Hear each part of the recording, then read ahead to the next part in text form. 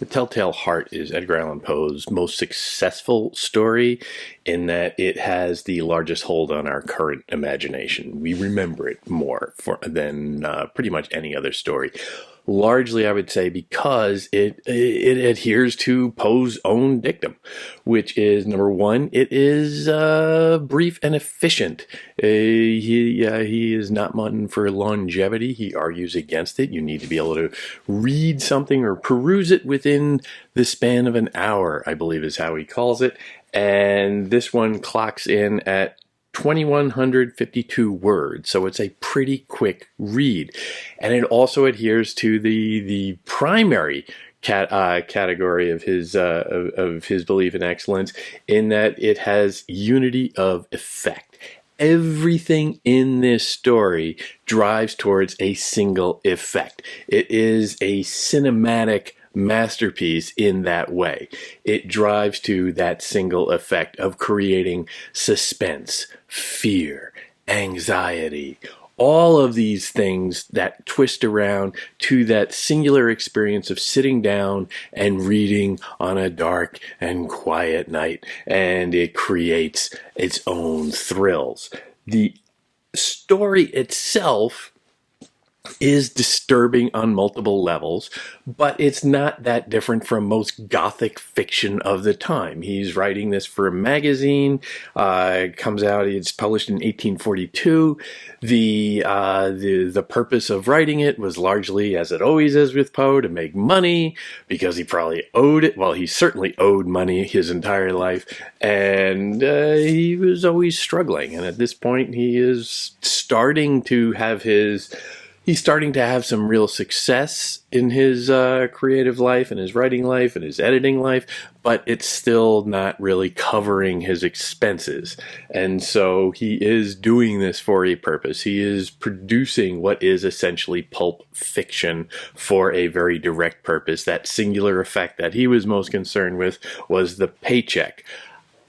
Sure, he's got his artistic credentials and he's got his artistic ambitions, but that realistically, that can never be terribly divorced from it. But you can't get too lost in all of the Poe stuff. There's just too much. He led a sad life. He's a tragic figure, yada, yada, yada. Who cares?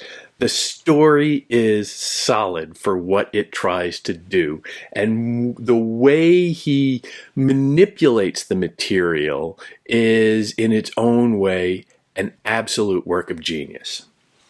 And you can sense it, again, from the very beginning. He focuses, he calls out specifically the importance of first sentences, how right off the start you have to grab your reader, you have to grab your audience and show them that this is not a throwaway line. These words are essential to bringing you to the conclusion, and there is no such thing as excess within this story. So he hits the mark right off the start. True! Nervous! Very, very dreadfully nervous. I had been and am. But why will you say that I am mad? It's a great first sentence. Number one, it's very halting. It's very erratic. It's pulsing with a kind of paranoia. True! Is this true? I don't know. The whole story is going to seem made up, but that word true is intriguing. Is this ripped from the headlines? Is this a true story? All these things are getting hinted at here. Nervous. He is nervous. That is obvious. The whole thing. He might be saying that all these things are true, but the impression that we are getting as we are reading it is that he is very nervous. Very, very dreadfully nervous. I had been and am. So he admits it, but can we believe that he is being completely fulsome here? Can we believe his honesty? His status as a narrator is already coming into question. Do you believe somebody who is so agitated? Can we trust what they say? Should we be reading the text or the context in order to draw our conclusions about this story?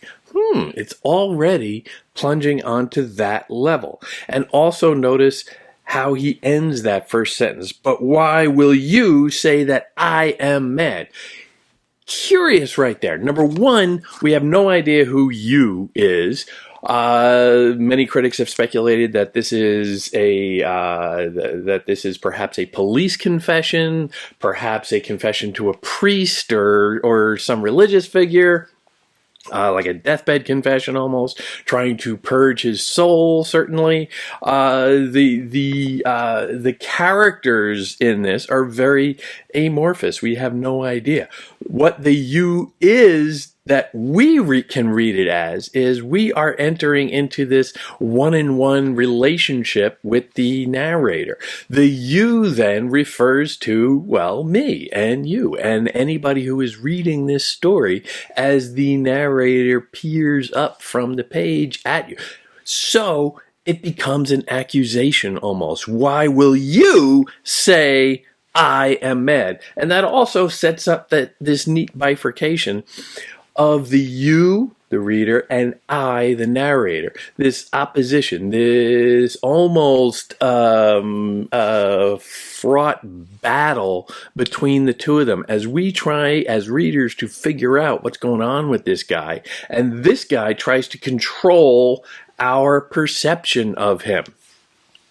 But it also sets up what is essentially the first plot of this story. And it works on essentially two.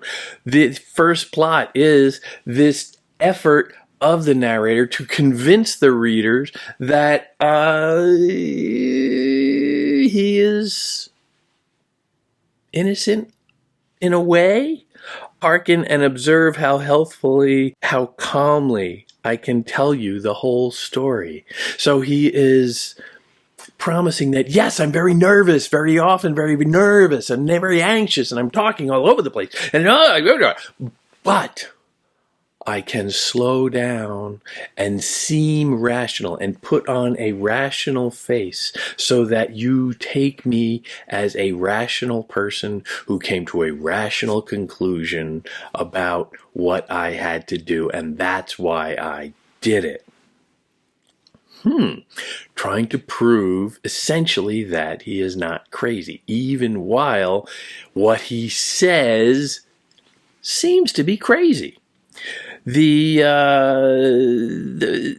next paragraph sets this up and develops it even more. It is impossible to say how first the idea entered my brain, but once conceived, it haunted me day and night.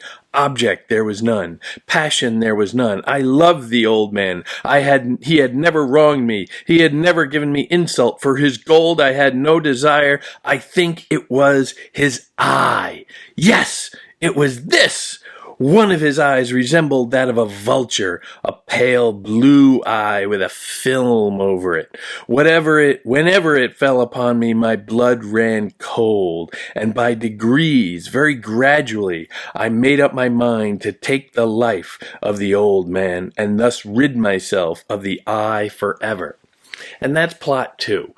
The narrator says, I want to kill this man because his eye is creeping me out. And the disgusting image of the eye with the film over it, and you can let your lurid imagination go crazy about like a pussy, watery eye. Just ew, it's gross, it's icky.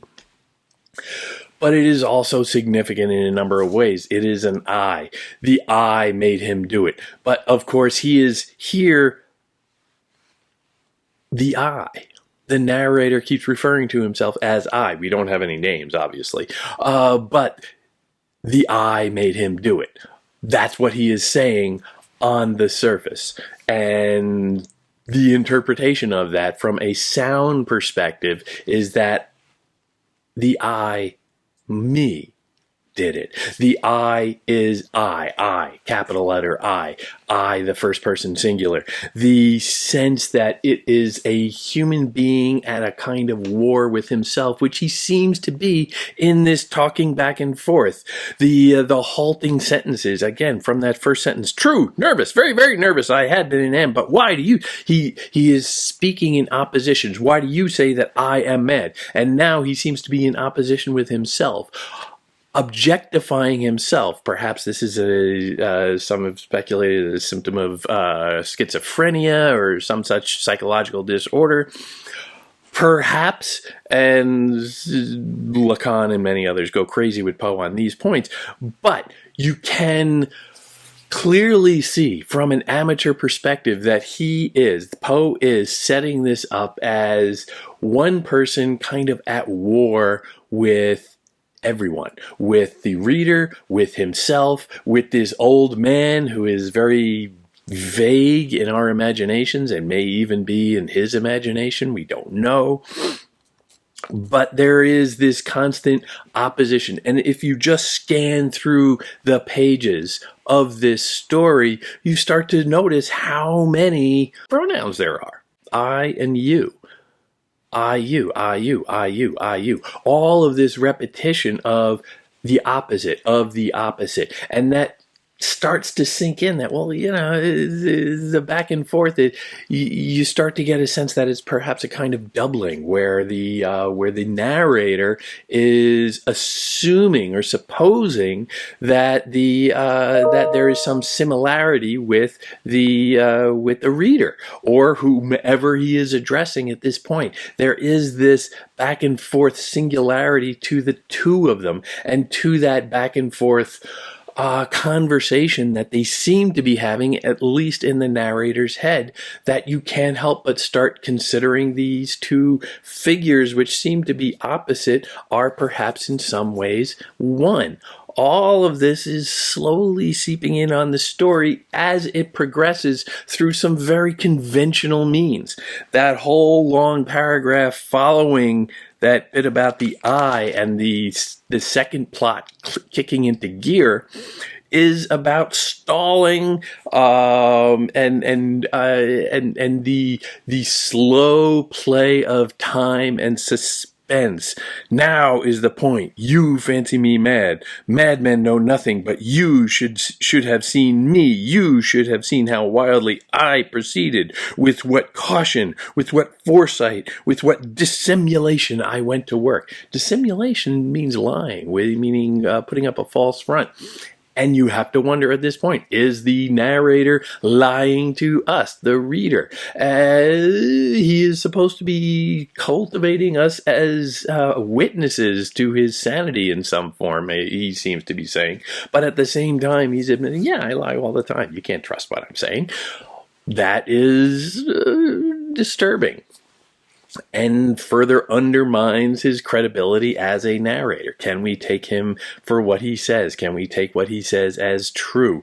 But the whole proceeding from there is very much about slowing things down, about marking time and classic suspense mode stuff. You never open a door, but you creak it open slowly, slowly, slowly. And throughout this story, you see him doing that. He says exactly, when he opens the door, I moved in slowly, very, very slowly. The repetition might seem extraneous, might seem even kind of amateurish in terms of writing, but then you start to think, well, no, if he is sticking to his essential mode of efficiency and unity of purpose, then it's not just repetition because he is repeating himself, but is repetition for a purpose. And that purpose slows things down a little bit and brings you into the experience. It's a diegetic experience of that moment, which is slowly creeping. He is bringing you into this moment where he is slowly preying on this old man, creeping into his bedroom late at night. And he does this slowly, repetitively, monotonously, and you have to wonder why.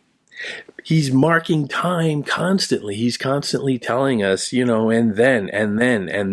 Upon the 8th night, I was more than usually cautious. 8th night? What are you, crazy? If you're going to kill the guy, just go in and smother him with a pillow. Is it really that difficult? But no, he's bringing you into this experience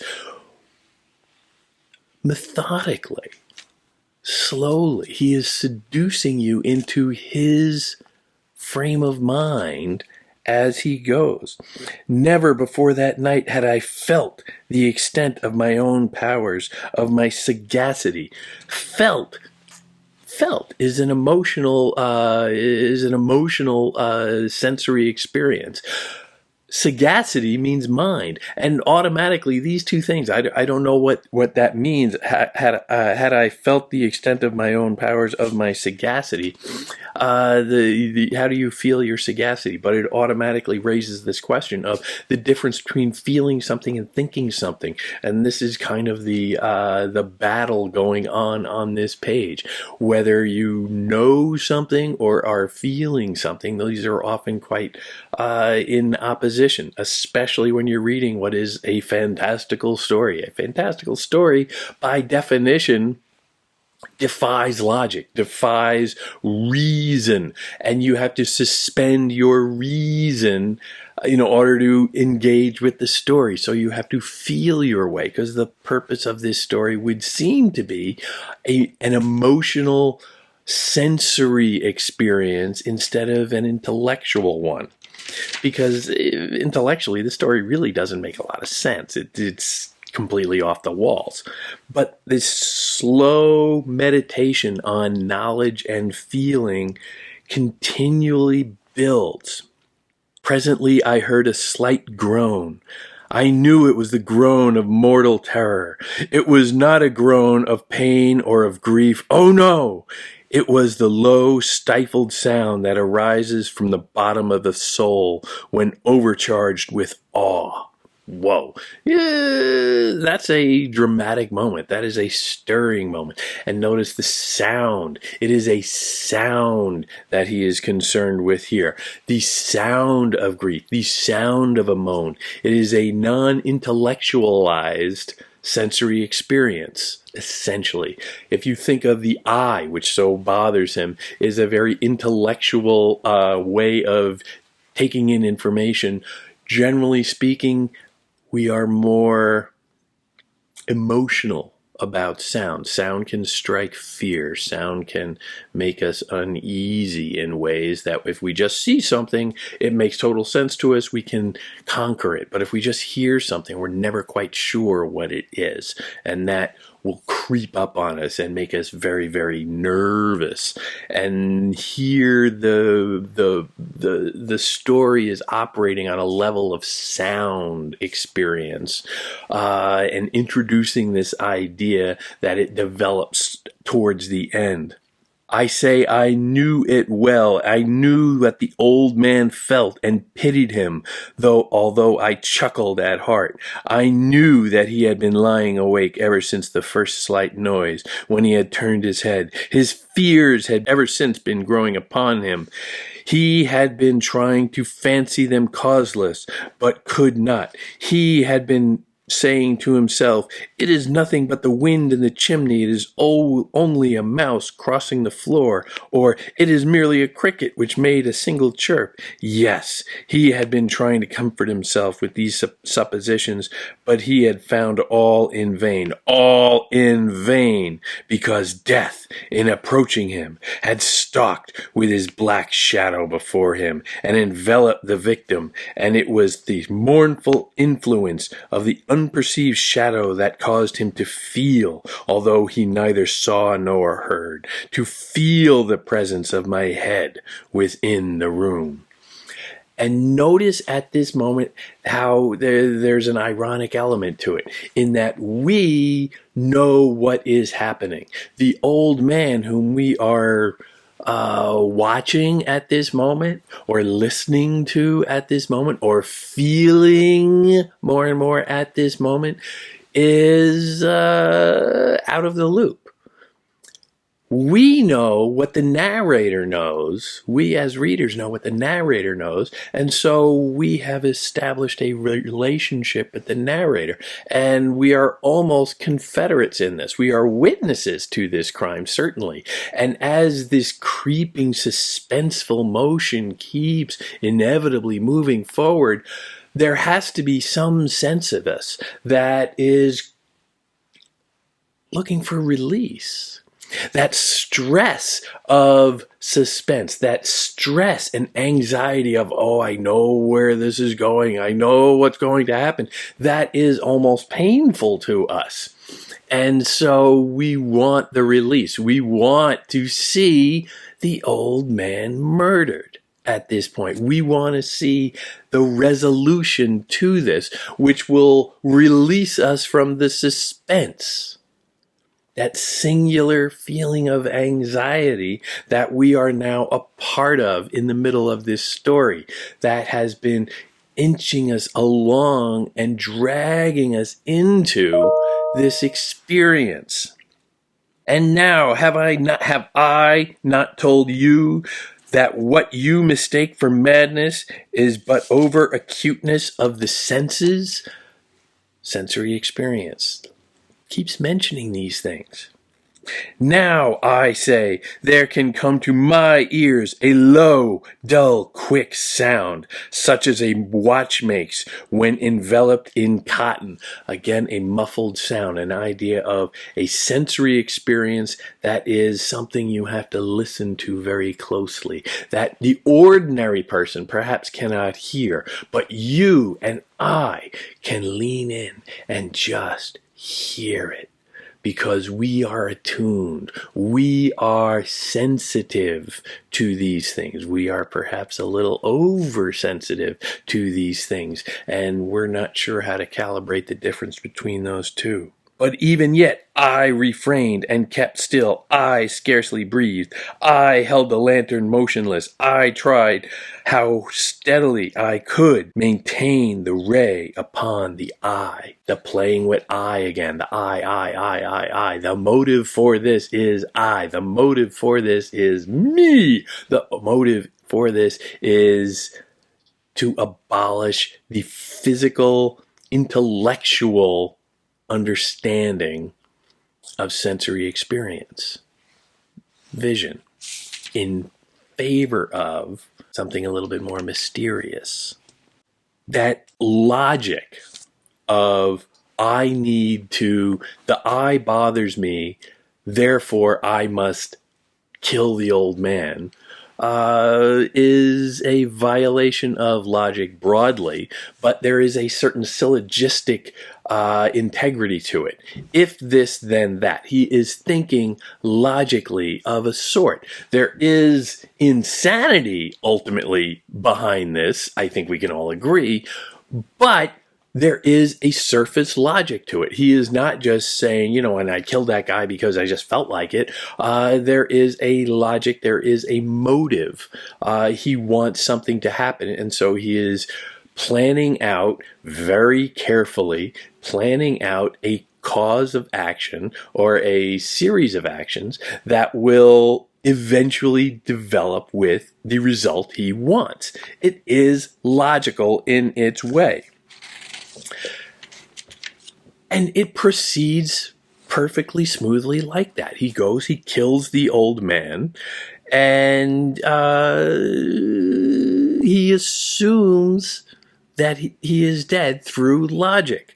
I placed my hand upon his heart and held it there many minutes. There was no pulsation. He was stone dead. His eye would trouble me no more. He put his hand upon the victim, put his hand on the old man, touch, another sensory experience. But it is a almost circumstantial conclusion that he's drawing here. He thought for many minutes the heart would beat on, and then he stopped hearing it.